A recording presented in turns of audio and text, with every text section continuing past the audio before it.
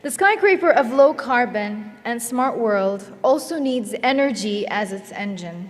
Fossil energy has been the main source, but along comes the negative impact on the environment. And so far, 137 countries have committed to carbon neutrality, and many of them have introduced relevant policies. We're looking for new green energy sources. Advanced technologies also help us to accelerate the green energy transition. So, how to make the green energy transition? We are honored as well to have experts from the energy industry to join us right now and share their views. So let's start introducing our next speaker for the panel discussion. Please let's welcome Mr. Amit Beria, Director of Energy Storage and Hydrogen Technical Services, Aqua Power. Welcome. Mr. George Pechlivanoglou, CTO of Eunice. Ms. Ana Lia Rojas, President of Interconnects Chile and President of the Chile Council for Women Leaders in Energy and Environment.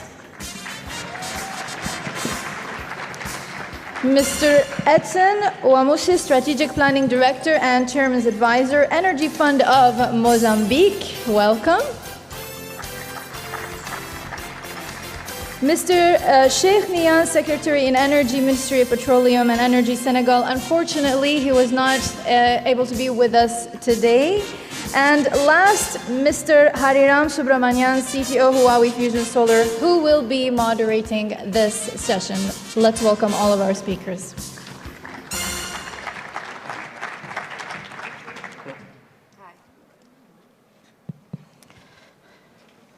So, welcome everyone. We have here a mix of technologists, economists, and also policymakers. I think we will have a very interesting discussion to see what are the right things to do in the right way to understand this green energy transition, and also to bring in the so-called zero carbon networks, 100% of renewable energy, in other words. So let me first make my question to Mr. Amit Beria, who is the Director of Energy Storage and Hydrogen with Aqua Power. We have been seeing quite a lot of movements now in energy storage, especially in the Middle East region. Why do you think Middle East is getting an energy hub in storage, or what exactly is happening? Yeah. Well, if you see, like in your presentation, you mentioned, right, one of the challenges with larger renewable deployment is grid stability, let's say, and the fluctuations. And if you look at the energy storage industry back 10 years, right, 7 to 10 years, the deployment started with energy storage being there for 15 minutes, 30 minutes, 1 hour of basically less than 1 hour. But if you look over the years now, in the recent past couple of years, the deployments are moving to multi-hour deployments, 2 hours, 4 hours, and even moving to 6 hours and 8 hours. And on top of that, co-located with the renewable energy plants, PV, wind. And the drivers for the shift are something which are very relevant for Middle East. One, which my colleague from Aqua Power, Manish, mentioned, the tariffs of renewables, PV as well as wind, are much below the grid parity level already, right? But there is only so much that you can use of the renewables because they are only available when the sun shines and the wind blows. And that leads to the requirement of energy storage in Middle East. Middle East offers scale of plants, which leads to optimization of the overall plant design, plant capex, long-term operations of the plant as well. So it is well positioned to co-locate in alignment with the global trend, energy storage with PV and wind plants, right? Second, I believe the technology improvement as well. Again, as you mentioned in your presentation as well, that the power electronics and the controls have reached a stage where value stacking of the multiple applications is now possible, technically feasible, right? And the base application although becomes like energy shift to increase the capacity factor, but on top of that, all the other applications, smoothing, grid stability, short circuit current, catering, everything has become possible. And hence, I think because of this, we see such projects. And as my colleague once again mentioned, we are developing the largest BESS now, over a gigawatt hour size. So yeah, we'll see more of that coming. I mean, this is around 1 gigawatt hour of storage. Plus. 1 plus, thanks for correcting. And that's quite interesting. And I would also like to understand, I mean, how would your company adapt for the business models in the future to come with storage? Because you mentioned about like shifting energy. So are there anything else you are trying to look in order to support the grid? You also mentioned some things. What else do you think you have to adapt, let's say, from your business model for the future? So if you look at it, our company primarily works on front-of-the-meter applications, right? Utility scale. Mm-hmm. And we work not based on merchant market. We work based on long-term contracts, long-term power purchase agreements. So from that viewpoint, our business model still remains the same. It's long-term contract of power purchase agreement. So even if the applications, newer applications come in, like multiple applications stacked together, as the penetration of PV and wind increases, it is in terms of only the structuring of the contract that needs to be taken care of. But in terms of the business model, it still remains the same, and it is not, it does not affect our business model so much because primarily we are not in the merchant market like the UK or sometimes in some portion of US as well. So that's probably one of the difference in the market that we operate in. Okay, thank you very much. I think now it's a time to go a little bit, to understand a little bit also on the grid side. And we have our specialist, George. I think we also had a nice discussion offline where we also spoke about grid forming technologies. And you're also trying to, let's say, bring in the autonomy of the remote areas. Especially, you have a lot of experience in Europe, with a lot of experience from Germany and also now in Greece. So from speaking about grid forming technologies and islands solution, microgrid and off-grid, so what exactly do you think should be addressed in these kind of topics? Thank you very much for the exciting question, and of course, thank you very much for inviting me to speak here.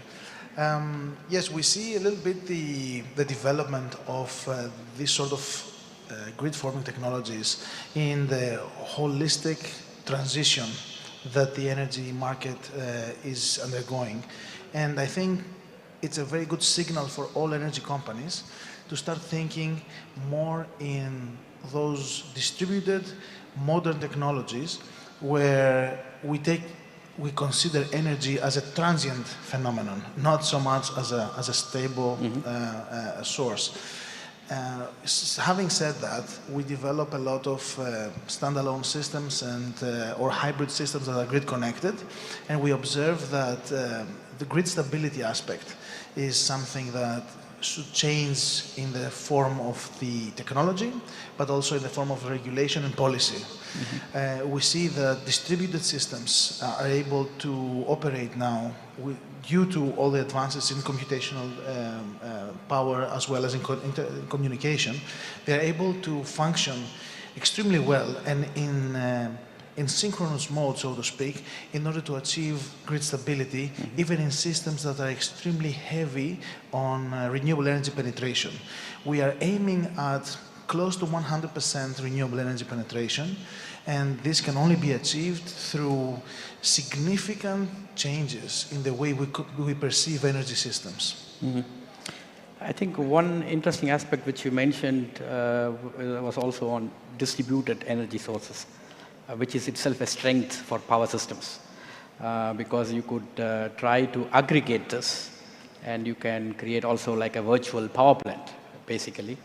And I see very interesting similarities. I mean, from your side in the Middle East, large scale, let's say, storage and microgrid storage, distributed storage. So everything going towards the same challenge, power system stabilities.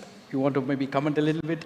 Yes, I really think that, so we happen to be in the process of developing very large storage systems in Yes. the range of 1 gigawatt hour, and at the same time, smart islands and smart hybrid systems of range of some hundreds of kilowatt hours. And we see exactly the same problems just in a different scale. So I think it's a unique challenge that large scale and small scale now are going in unison and moving on further. And I think we can take an example of the photovoltaic industry, where Huawei also paved the way of those distributed string inverter technologies and so on. And we can see that this modularity is a concept that we have to follow very closely, because I think this is the most cost-effective solution for these type of problems. That's exactly what we are bringing in our products and solutions, especially on the string inverter concepts, and also bringing the modularity in the storage level as well. And the direction is moving more and more towards grid forming capabilities, and in order to bring in power system stability, be it a large scale or also in a microgrid level or in a mini grid level as well. I mean, when we are talking about grids, what is quite interesting is when we want to try to understand a country like Chile. It's very, very unique. It's a marvelous country, and it has a lot of renewable resources. You have quite a lot of sun, high irradiance. I would say infinite potential. Maybe you could have the complete country very soon with renewables, to be run with renewables. I think there is also something very unique, because you have a long linear network from the power systems. Yeah? We talked about large-scale storage. We also spoke about islands, interconnection. And when we were speaking about long transmission line corridors, what do you think would storage technology, and how do you think would storage technology apply for Chile? And what are the services you think you have to provide for such a country? Because I think you also have a lot of mining industries, quite intensive energy-consuming industries. And at the same time, the PV projects would be a little bit far away from where you have the demand centers, where you want to get the energy transported. So how do you see this as a challenge? And how do you think storage would fit into this equation for Chile? Thanks for the question, and thanks for the organization too, for our invitation. Well, Chile is effectively, it's a very unique case where renewables have been penetrating for the last 10 or 15 years under a market design which has not needed nor benefits, not subsidies, which is basically different from all of the rest of the experience, mostly in Europe and the other big countries, right? It's true, we are rich in renewable resources, but we still have a 35% of generation based on coal, another 18% in gas. So it's strange, because when we talk about the success of renewables in Chile, there's still a long way to still, advance in terms of how these renewable resources are going to be really integrated into the grid, and not only adding, just mega capacity, renewables. We have also challenges about what you said about our grid, our 4,000 kilometers long country. So that's, quite a huge challenge. And of course, our consumption centers are all distributed. In the north, we have the mining companies, and in the center south, we have kind of equilibrated, regulated and non-regulated clients. So after this description of context that I've been giving you, let's say, which are our challenges in terms of decarbonization, focus on the electric sector. The energy sector is something more broad, okay? But the electric sector, so we'll still need, we have right now 29 gigas of installed capacity. We have to add another 10,000 megas of renewables, which are already planned, okay? We are seeing those projects are something for real, okay? But to really cope with the targets of decarbonization, which means to take out 5,500 megas of coal within year 2025-30, okay? That's kind of the discussion that's now ongoing. We'll have to add 8 gigas of another renewable projects, which are not still defined, and also 1 giga of storage. So that's pretty much the sum up of the numbers, of the big numbers. Which kind of storage? So that's the question, because what's clear right now is that we have different solutions of storage depending on the segment we want to add this storage. So if we think about adding storage into the generation segment, probably that's the number, 1 giga, you know, of storage. But then you have solutions too, as storage as transmission asset, you know, for transmission. And that number is still not clear. And then also you have storage for the distribution solutions, like, you know, George and Amit had been pointing out. We also have to very ambitious and very clear about which are the distributed generation challenges that we still have to face. So there's still a lot of space. Now, how do we do that? And that's, I think, the question that kind of all that we are here, it's a mix between regulation and science for regulation.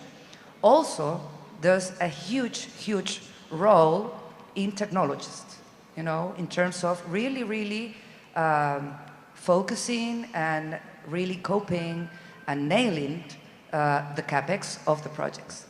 So if we focus on, you know, making really competitive that solar capacity, you know, resources that we have, plus storage, that is really, you know, kind of the way we are going to make it. If not, it will be very difficult to cope with these challenges. We have one big problem in terms of the design of the market too, because obviously there's a lot of political discussion, you know, underlying right now. So maybe the Congress or the government wants to do things in a very, you know, rapid way, which the system is still not prepared to do. So it's a combination between the role of the regulation and the governments, the parliament, etc., the role of technologists, and really, in our case, the private sector, which is obviously where all these decisions relay. That's really, you know, the combination of how we are going to face these challenges. Actually, I noted some points what you actually mentioned. One point was transmission bottleneck. I think this is one of the very key things that we are seeing in various countries as well. For example, even in Germany, there is a discussion on this transmission bottleneck and how can storage technologies help, let's say, to bridge, because constructing large transmission networks, cables and lines are quite sophisticated and also capex intensive. But I think we are seeing here different scenarios. That's all what we call it as all scenario solutions. You know, looking into islanding, large scale projects, long transmission network challenges, roundabout you said 1 gigawatt storage, 8 gigawatt of generation capacity. And it's also interesting because we are also providing our products and solutions in such a large scale also for the market in Chile, also with the distributed technologies, at the same time bringing also power system stability through these products and solutions. I have to now go to an interesting segment also to understand from Mr. Edson Omasue, because I think one of the important scenario is also mini grids and also off-grid kind of technologies, because that also needs significant amount of storage. But I want to understand, I mean, from your perspective, when we talk about hybrid grids, diesel, hybrid, or when we want to go more into renewables by reducing the number of diesel and fossilized sources, what exactly are the bottlenecks, for example, when you are coming from Mozambique? So what exactly are the bottlenecks there? So what kind of projects or what kind of, let's say, storage projects you think is feasible there in order to bring in electricity to all participants or all the people? Okay, thank you very much. First of all, I want to thank for this opportunity. I'm come from Mozambique. I'm work on Energy Fund. It's a public entity. Our mandate basically it's implement, promote, and facilitate the presence of private sector in Mozambique in order to together work to contribute to grid access, but these off-grid solutions, mainly mini grids and the solar home systems. By now, I would like to say that this moment it's good for us because recently our government approved a regulatory framework from off-grid in Mozambique.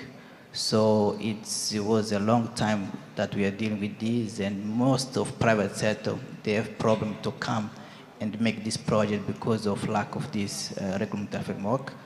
By now, we think that we are prepared for that, for the start, because we have to achieve the target of energy access in our country.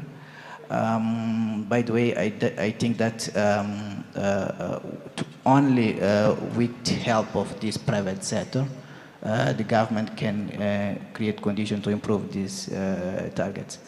In our country, basically the mini grids that we may implement, it's a good solution because there is a lot of people that are scattered and they live too far for the grid. So this solution come to help them to have this energy access, also to reduce this use of fossil oils to light the houses and cooking the foods. So basically what we do is to work with this private sector, work on the society in order to make sure that all the effort that government wants to implement, it's able to make sure that people are living with good health, because if we use fossil fuels, we can create other problems in society. So as government, it's important to combine these two things, and also make sure that the people that were living too far for the grids also are integrated, and it's a kind of social inclusion that we have to see. A part of this social inclusion is better to understand that if you go and create conditions to these people to reach electricity, also we create conditions to improve them lives, and also increase conditions to economic inclusion. Okay, so I think that what we have to do as government countries is to work hard in order to reduce the use of fossil oils, and also to create conditions to include social inclusion for all community. Thank you. So thank you very much, Mr. Umaswe. Actually, you said a key word, social inclusion. Are there any key learnings that other countries in Africa can do by looking into Mozambique? Can this be replicated, do you think? Or do you think it's very specific from your region? Yes, basically, FUNA is a government institution. So our focus is to reach sites that is not have a condition to reach the grid, and also there is no attractives to the private sector. So basically, when we go to the village, we cover all the residents that we find them. Also, it's important to electrify the schools, health centers, and create conditions to all the women and all the children that are there. they have conditions to reach the security and the security service like education, health. So I guess that when we make projects, it's important also to look on this side.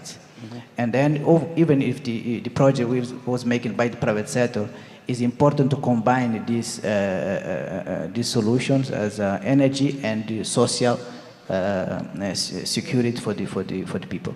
So I guess for Mozambique, government have an important role on that. We are working hard on this. And part of this is the program that we want to implement that to reach electric access by 2030. And then other thing is that we are matching with the ODS, and then we think that this is a good opportunity for us to share and say that as a government, it's important also to look on that. Thank you. Yeah, I understand. I think today we have also showcased different technologies for microgrid application. Our inverters are showcased today also for everyone to take a look and understand. And also we have also small displays of our next generation solutions as well.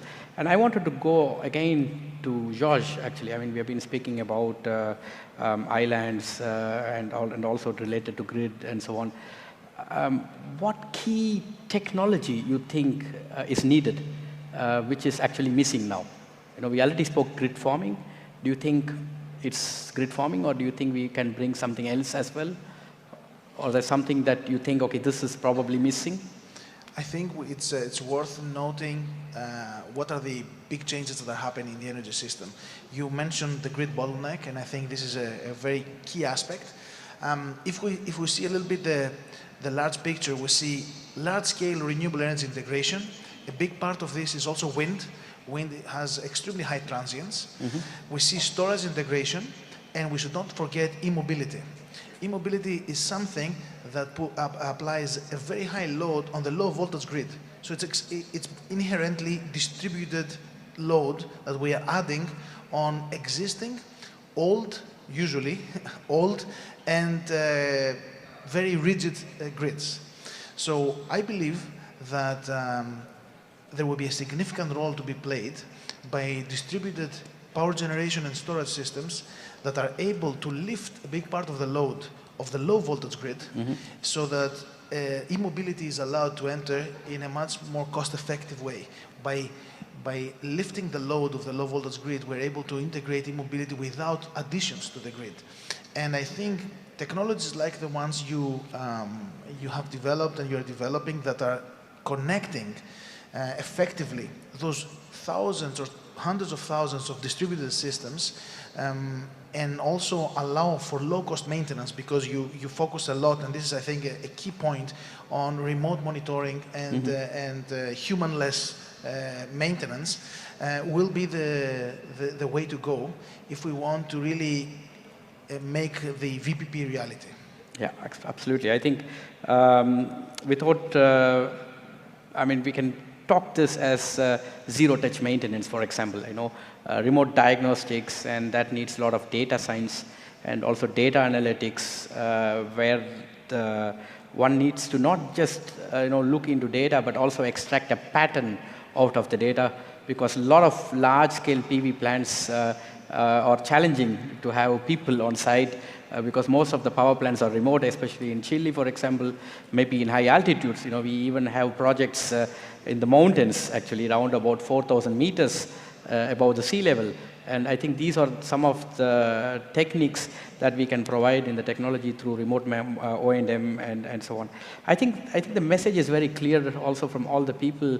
The main thing is to electrify everything. Yeah. So in order to electrify everything, you also mentioned about transportation sector, and also the key sector is also manufacturing sector. You know, if you want to also green and electrify everything through renewables, we need to have first large-scale generation, and once we have large-scale generation, the challenges on the power system side, and in order to address the challenges on the power system side, which are like bringing in frequency stability, bringing in voltage stability, bringing also rotational stability, or the so-called angular stability, We need to have also technologies like storage. We need to have technologies like grid forming and so on. So I think it's a very interesting session. We have learned quite a lot from our experts and seen also different situations and different scenarios globally in different countries from Middle East, Latin America, Europe, and Africa. So it has given us quite a lot of insights. Thank you very much for participating and sharing your insights. Thank you very much. Thanks to you. Thank you.